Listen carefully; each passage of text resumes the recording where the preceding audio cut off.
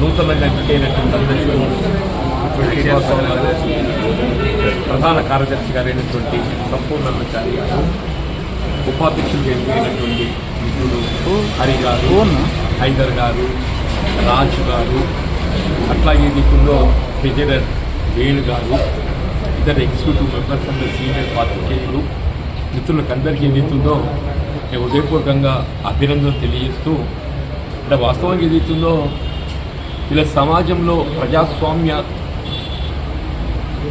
పరిపుష్టిగా అమలు చేయబడటం ఏదైతుందో ప్రధాన పాత్ర పోషిస్తుంది పాత్రికేయ సోదరులని చెప్పగలుగుతాం. ఇలా రాజ్యాంగంలో ఏ విధంగానైతే శాసన వ్యవస్థ, ఎగ్జిక్యూటివ్ పాలనా వ్యవస్థ, జ్యుడిషియరీ న్యాయపరమైనటువంటి ఒక వ్యవస్థ, ఈ మూడింటికి తోడేదైతుందో ఫోర్త్ ఎస్టేట్గా పరిగణించబడేది మరి మీడియా అని చెప్పక తప్పదనుకుంటుంది. ఈ కేవలం ఇలా ప్రభుత్వానికి ప్రజలకు వారధిగా నిలబడటంతో పాటు ఏదైతుందో ప్రభుత్వం అమలు తలపెట్టేటువంటి ఒక అభివృద్ధి సంక్షేమ కార్యక్రమాలను ప్రజానీకానికి చేరవేయటం ఒక విధంగా తమ బాధ్యతగా భావిస్తూ, ఇంకోవైపు ఏదైతుందో ప్రభుత్వం యొక్క లోటుపాట్లను కూడా ఎత్తి చూపే బాధ్యత కూడా వీళ్ళ పాత్రికేయ సోదరులు పత్రికలు తెలియజేస్తారు. వాస్తవంగా పత్రికలంటూ లేకున్నట్టయితే అసలు దెర్ ఇస్ నో వాచ్ స్క్రూటీన్ అనేది ఉండేది. వీళ్ళ డెమోక్రసీకి వాచ్ డాగ్ లాంటిది ఏదైతుందో వీళ్ళ మీడియా వ్యవస్థ అని చెప్పాలి తప్పదు. ఇలా మీడియా వ్యవస్థ ఇప్పుడు ఒక విధంగా యాజమాన్యాలు దాన్ని అదుపు చేస్తుంది. యాజమాన్యాలు అదుపు చేస్తున్నా కానీ ఆ యాజమాన్యాలకు ఏదైతుందో వీళ్ళ పాత్రికేయ సోదరులు కళ్ళు చెవులాంటి, యాజమాన్యాలకు పాత్రికేయ సోదరులు కళ్ళు చెవులు లాంటి వారికి చెప్పండి. వాస్తవాలను యాజమాన్యాల దృష్టికి తీసుకెళ్ళడం ఇలా పాత్రికేయ సోదరులు వారి వారి బాధ్యత భావిస్తారు. యాజమాన్యాలు కూడా ఇవాళ రాజకీయాలకు అతీతంగా పత్రికలు అనేది ఉందో కేవలం ఒక రాజకీయ పార్టీకి అనుకూలంగా మేము నిర్వహింపజేస్తాము అని చెప్పని భావిస్తే అది ప్రజలు ఏదైతుందో గమనిస్తారు. ఒక రాజకీయ పార్టీకి అనుకూలంగా పనిచేస్తామనేటువంటి ఒక పత్రిక భావిస్తే అది కేవలం ఒక కరపత్రంగా మిగిలిపోతుంది. ఇలా ప్రజాస్వామ్య పరిరక్షణలో ప్రజల పక్షం నిలబడేటువంటి ఒక పత్రికలు మరి మనుగడ కొనసాగించబడాలి. అప్పుడే నిజమైనటువంటి ఒక పత్రికా స్వేచ్ఛ అనేది కనబడుతుంది.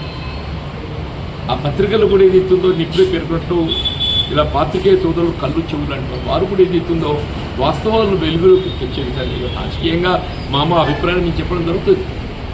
ఇక మా అభిప్రాయాలను ఏదైతే వ్యక్తీకరిస్తామో మేము ఏ మేరకు మా అభిప్రాయాలు మేము కట్టుబడి, ఇలా ప్రజా జీవితంలో రాజకీయ నాయకులు వారి అభిప్రాయాలు వ్యక్త అనేది కేవలం వారికి అనుగుణంగా మాత్రమే చెప్పే ఆలోచనతో ముందు పోతారు. నాణ్యానికి ఒకవైపు మాత్రమే వారి యొక్క అభిప్రాయాలు, ఆ నాణ్యానికి ఇంకోవైపు కూడా ఏదైతుందో దాన్ని మరి ఎత్తి చూపేట ఒక బాధ్యత కూడా పాత్రికేయ సోదరులపై ఉంటుంది. అప్పుడే ఏదైతుందో ప్రజాస్వామ్యం పరిగణించబడుతుంది.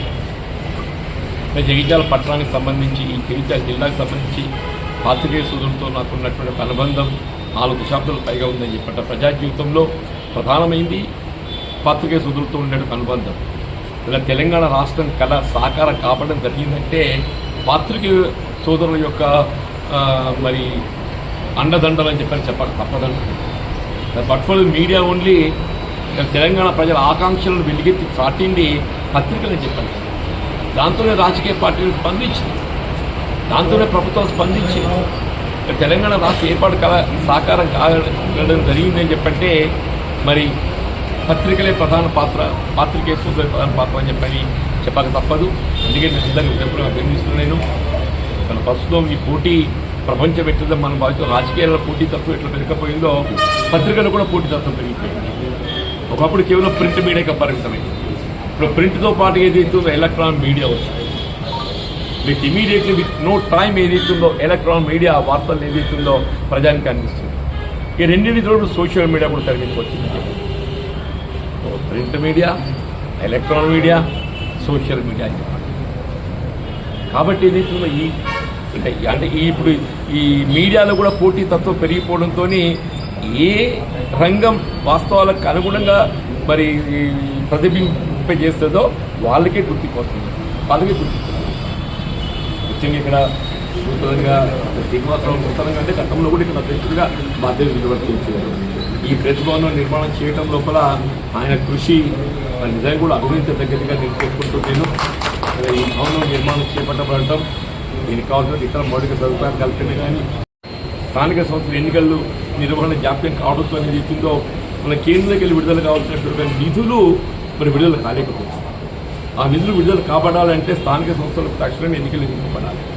హైకోర్టు కూడా ఏది ఇస్తుందో అంటే 3 మాసాల్లో అంటే సెప్టెంబర్ చివరి నాటి లోపల ఈ స్థానిక సంస్థలకు సర్పంచ్లే కానీ మండల పరిషత్లే కానీ జిల్లా పరిషత్ కానీ మున్సిపాలిటీ ఎన్నికలు నిర్వహించాలని చెప్పిన ఆదేశాలు జారీ చేశారు.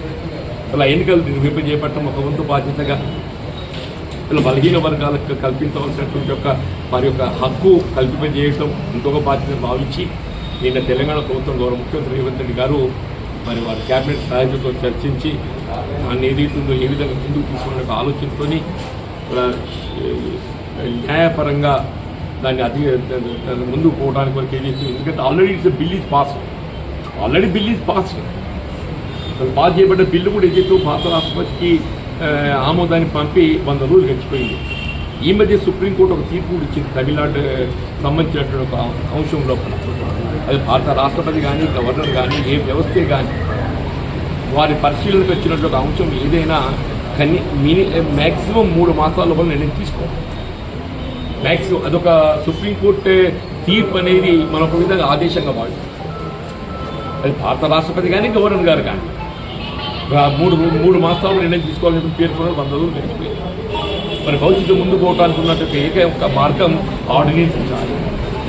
కాబట్టి వాళ్ళ ఆర్డినెన్స్ జారీ చేసి 40% రిజర్వేషన్ ప్రసిద్ధి చేపట్టాలి తెలంగాణ ముందు పోవటం. దీని అందరూ కూడా రాజకీయ పార్టీలతో పాటుగా బెంచ్ ఆర్గనైజేషన్ కానీ సభ్య సమాజం కూడా అందరూ దీనికి అనుగుణంగా మరి అండగా నిలవలసిన ఆవశ్యకత ఉందని చెప్పి మనం చేస్తూ పాత్రికేయ సోదరులు కూడా మొదటి నుండి కూడా దీనికి అనుకూలంగా స్పందిస్తున్నారు. కాబట్టి వాళ్ళు ఈ స్థాయికి ఇక్కడ దాకా ఉంటుందని చెప్పండి.